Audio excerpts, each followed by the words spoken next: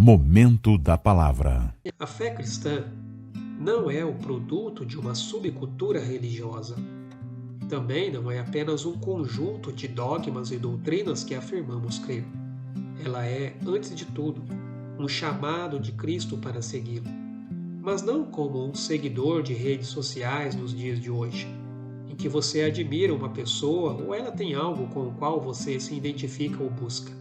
Seguir a Cristo é bem mais do que dar um curtir na página da Bíblia ou compartilhar um versículo que chamou sua atenção.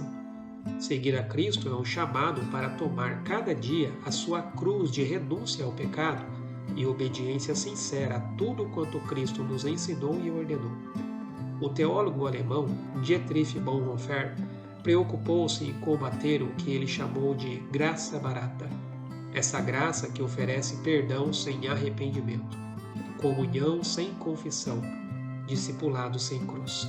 Uma graça que não implica obediência e submissão a Cristo.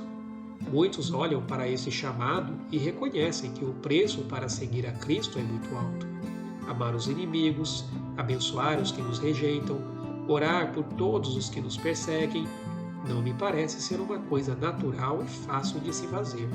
Perdoar os que nos ofendem, resistir às tentações, buscar antes de qualquer outra coisa o reino de Deus e sua justiça e fazer a vontade de Deus aqui na terra como ela é feita nos céus, realmente não é uma tarefa fácil. Resistir aos impulsos consumistas numa cultura hedonista, preservar uma conduta moral e ética elevada em meio a tanta corrupção e promiscuidade, definitivamente tem um preço muito elevado. Vivemos numa sociedade que está cada dia mais se afundando no pecado. O número de divórcios aumenta cada dia, e isto entre os que se dizem cristãos. Os distúrbios de origem emocional crescem de forma alarmante. Pessoas ansiosas, depressivas que buscam refúgio nas drogas, no sexo, percebem uma vida vazia e, por fim, cometem suicídio. A violência nos assusta. A corrupção parece não ter fim.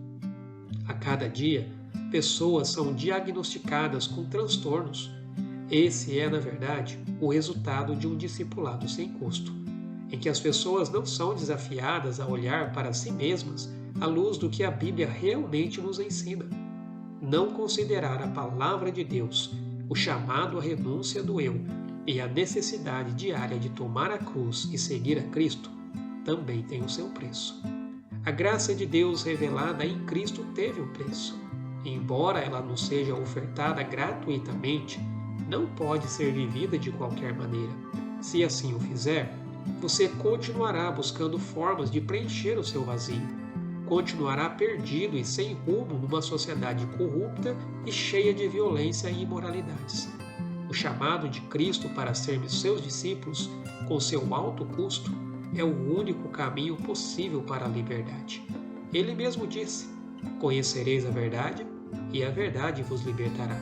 E afirmou: "Se o Filho vos libertar, verdadeiramente sereis livres." A graça é tudo, só não é de graça. A remoção do pecado e da culpa não é feita de qualquer modo. Seguir a Cristo tem um preço, e você precisa calcular o custo. Quando falo sobre custo, me refiro à capacidade de calcular perdas e ganhos, visando uma tomada de decisão, entendendo por decisão toda e qualquer situação em que, não importa qual seja a escolha, haverá perdas e ganhos. Nesse caso, calcular o custo é tomar consciência do que você irá perder e ganhar se decidir seguir a Jesus.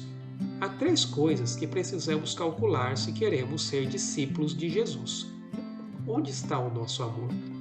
O discipulado requer que Cristo seja o centro, e isso terá um custo, principalmente se nossa família, bens ou nós mesmos ocuparem a centralidade do nosso coração.